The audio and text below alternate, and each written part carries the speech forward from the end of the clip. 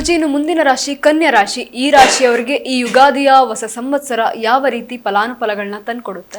ಕನ್ಯಾ ರಾಶಿಯವರಿಗೆ 6ನೇ ಮನೆಯಲ್ಲಿರತಕ್ಕಂಥ ರಾಹು, 7ರಲ್ಲಿರತಕ್ಕಂಥ ಶನೈಶ್ಚರ, 10 ಮತ್ತು 11ರಲ್ಲಿ ಸಂಚಾರ ಮಾಡುವಂಥ ಗುರು, 12ನೇ ಮನೆಯಲ್ಲಿರತಕ್ಕಂಥ ಕೇತು.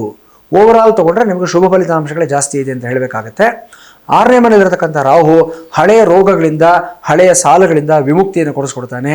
ಬಹಳಷ್ಟು ಜನ ಈ ವೀಸಿಂಗ್ ಪ್ರಾಬ್ಲಮ್ ಆಗಿರ್ಬೋದು, ಆಸ್ತವಾ ಸಮಸ್ಯೆ ಆಗಿರ್ಬೋದು, ಅಥವಾ ಈ ಒಂದು ನೀರಿನ ಒಂದು ಅಲರ್ಜಿ ಸಮಸ್ಯೆ ಇರತಕ್ಕಂಥದ್ದಾಗಿರ್ಬೋದು, ಈ ಸಮಸ್ಯೆ ಇರತಕ್ಕಂಥ ವ್ಯಕ್ತಿಗಳಿಗೆ ಒಂದು ಸರಿಯಾದಂಥ ಒಂದು ಪರಿಹಾರ ಸಿಗುವಂಥ ಒಂದು ಸಂದರ್ಭ ಇದಾಗಿರುತ್ತೆ.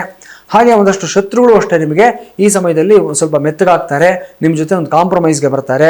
ತುಂಬ ದಿವಸಗಳಿಂದ ನಡೀತಾ ಇರತಕ್ಕಂಥ ಒಂದು ಹೋರಾಟಗಳು, ಒಂದು ಹೊಡೆದಾಟಗಳು ಇವೆಲ್ಲವೂ ಒಂದು ತಾರ್ಕಿಕವಾದ ಅಂತ್ಯಕ್ಕೆ ಬರುವಂಥ ಸಂದರ್ಭ ಆಗಿರುತ್ತೆ.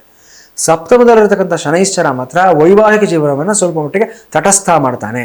ಮತ್ತು ವಿವಾಹಾಕಾಂಕ್ಷಿಗಳು ಯಾರ್ಯಾರಿರ್ತೀರಾ, ಮದುವೆ ಮಾಡ್ಕೋಬೇಕು ಅಂತ ಪ್ರಯತ್ನ ಮಾಡ್ತಾ ಇರತಕ್ಕಂಥವ್ರಿಗೆ ಸರಿಯಾದ ಸಂಬಂಧಗಳು ಈ ಸಮಯದಲ್ಲಿ ಬರೋದಿಲ್ಲ. ಇನ್ನೊಂದು ಸ್ವಲ್ಪ ವೆಯ್ಟ್ ಮಾಡಬೇಕು, ತಾಳ್ಮೆ ಜಾಸ್ತಿ ಬೇಕಾಗುತ್ತೆ. ಸಂಬಂಧಗಳು ಬಂದರೂ ಸಹ, ಮಾತುಕತೆ ಆದರೂ ಸಹ ಅದು ಮುಂದಕ್ಕೆ ಹೋಗೋದಿಲ್ಲ, ಅಲ್ಲಲ್ಲೇ ನಿಂತು ಹೋಗ್ತಾ ಇರುತ್ತೆ.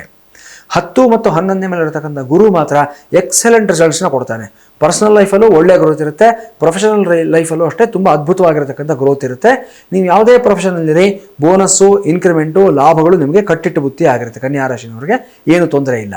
12ನೇ ಮನೆಯಲ್ಲಿರತಕ್ಕಂಥ ಕೇತು ಮಾತ್ರ ನಿಮ್ಮನ್ನ ಅತಿಯಾದಂಥ ಆಧ್ಯಾತ್ಮಿಕತೆಯ ಕಡೆಗೆ ಕರ್ಕೊಂಡು ಹೋಗ್ತಕ್ಕಂಥದ್ದು, ಸ್ವಲ್ಪ ಪಲಾಯನವಾದವನ್ನು ನಿಮ್ಮಲ್ಲಿ ಬೆಳೆಸ್ತಕ್ಕಂಥದ್ದು, ಅಂದರೆ ಒಂದು ಎಸ್ಕೇಪ್ ಮೆಂಟ್ಯಾಲಿಟಿನ ಜಾಸ್ತಿ ಮಾಡ್ತಕ್ಕಂಥದ್ದು, ಜವಾಬ್ದಾರಿಗಳಿಂದ ನುಣುಚ್ಕೊಳ್ತಕ್ಕಂಥ ಒಂದು ಮನಸ್ಥಿತಿಯನ್ನು ತರತಕ್ಕಂಥ ಸಾಧ್ಯತೆ ಇರುತ್ತೆ. ಇದ್ರ ಬಗ್ಗೆ ಜಾಗ್ರತೆಯಿಂದ ಇರಿ. ತ್ರಿಭುಜ ಗಣಪತಿ ಅಥವಾ ವಲ್ಲಭಾಂಬಾ ಶಕ್ತಿ ಸಮೇತ ಮಹಾಗಣಪತಿ, ಈ ಸ್ವರೂಪದಲ್ಲಿ ಮಹಾಗಣಪತಿನ ಆರಾಧನೆಯನ್ನು ಮಾಡಿ ವಿಶೇಷವಾದ ಫಲಿತಾಂಶವನ್ನು ಪಡ್ಕೊಳ್ತೀರಾ.